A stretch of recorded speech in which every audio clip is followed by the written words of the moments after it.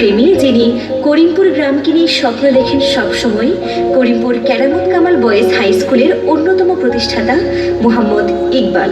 আমি সৌভাগ্যক্রমে Karimpur boys high স্কুলের সভাপতি হিসাবে আছি।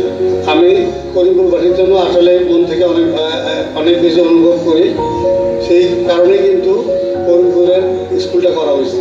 আপনাদের জন্য আমার একটা সবিনয় নিবেদন যে আপনারা আপনাদের সন্তানদের তাদের স্কুলে পাঠান। আপনাদের করিমপুরের সমস্যা সমাধানের আমি একমাত্র পথ দেখি সবাইকে শিক্ষিত হওয়া। এমন ব্যক্তিদের অনুপ্রেরণায় করিমপুরের সকল সামাজিক সংগঠনের এক দল শিক্ষিত তরুণরা কোভিড-19 পর নতুন করে আবার জাগরণ ঘটায় সীমিত হয়ে পড়া ৭৩ বছর পূর্বে প্রতিষ্ঠা হয়েছিল।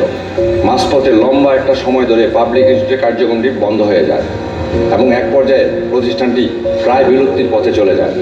কিন্তু ইতিহাস কখনো বিলুপ্ত হয় না, এটা আমরা সবাই জানি। তারই ধারাবাহিকতায় বর্তমান প্রজন্মের তরুণ, ছাত্র, যুবক সবাই মিলে প্রতিষ্ঠানটি পুনরায় জাগ্রত করে তোলে। আমি বিশ্বাস করি পাবলিক ইনস্টিটিউট আর কোনোদিন পিছনের দিকে যাবে না। বর্তমান প্রজন্ম এবং ভবিষ্যৎ প্রজন্ম ধারাবাহিকভাবে এই পাবলিক ইনস্টিটিউটকে সময়ের সাথে সাথে আরও সমৃদ্ধ করবে।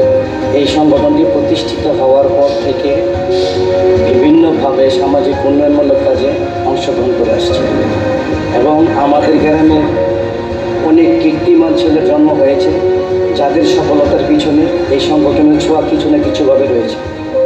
এই সংগঠনের সকল সদস্য এবং আমাদের গ্রামের সবাইকে নিয়ে এই সংগঠনটিকে এমন একটি পর্যায়ে নিয়ে যেতে চাই যেখান থেকে আমাদের গ্রামে প্রজন্ম থেকে প্রজন্ম এমন সন্তান জন্ম হবে যাদের সফলতা আমাদের গ্রামকে একদিন উন্নয়নের উচ্চ শিখরে নিয়ে আসবে।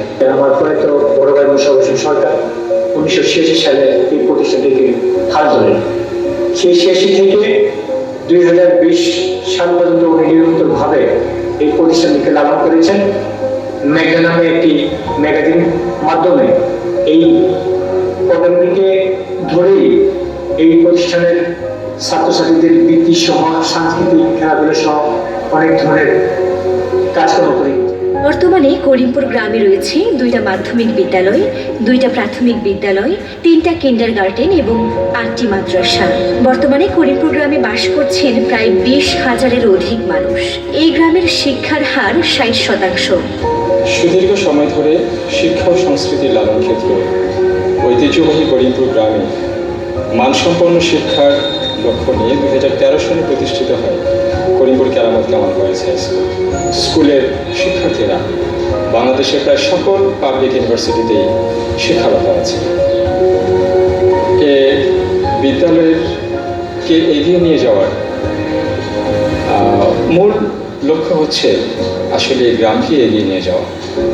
সেজন্যে আমরা এই গ্রামের সকল শ্রেণীর লোকজনের বিশেষ সহযোগিতা আমরা সকল সময় আশা করব।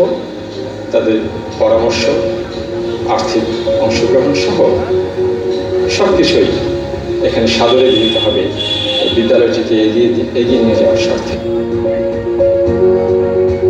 গ্রামের মেয়েরা শিক্ষায় সমান তালে এগিয়ে যাচ্ছে এবং কমে যাচ্ছে বাল্যবিবাহ।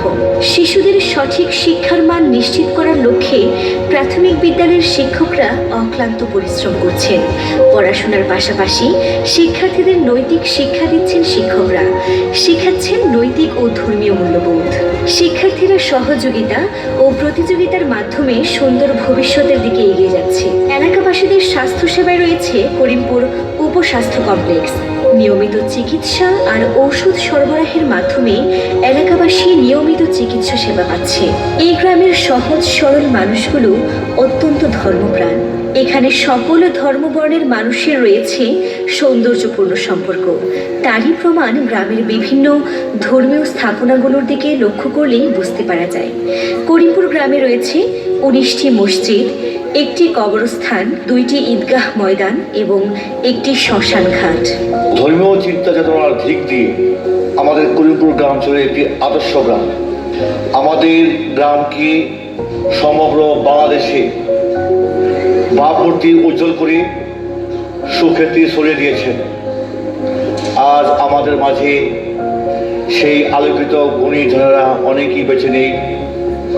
আমি গভীর শ্রদ্ধা করে সবাইকে স্মরণ করছি ও তাদের বিধি আত্মার মাগফিরাত কামনা করছি। করিমপুর গ্রামের আরও একটি অন্যতম সৌন্দর্যের মধ্যে রয়েছে ঐতিহ্যবাহী কুমিরা বিল। রূপকথার গল্পের মতো এই বিলে রয়েছে চমৎকার এক ইতিহাস।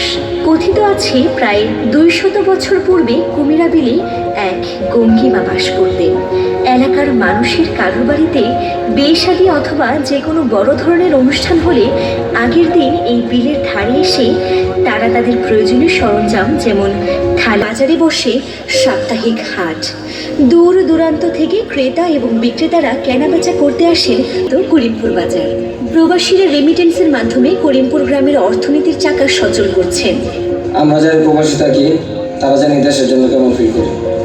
আমরা প্রবাসীরা গ্রামকে অতিমাত্রা ফিল করি, স্বপ্ন দেখি করি। এই দাঁড়িয়ে আমাদের করিমপুরের যারা যেসব ব্যক্তিবর্গ এই পাবলিক স্ট্রিটকে দূরে রেখেছে তাদেরকে জানাই আমার পক্ষ থেকে লাল গোলাপ এবং শুভেচ্ছা সুন্দর সমাজ এবং আদর্শবান করিমপুর হিসেবে প্রতিষ্ঠিত করবেন। একটি আদর্শ গ্রামে পরিণত হয়ে এগিয়ে যাবে বহু দূর পথ।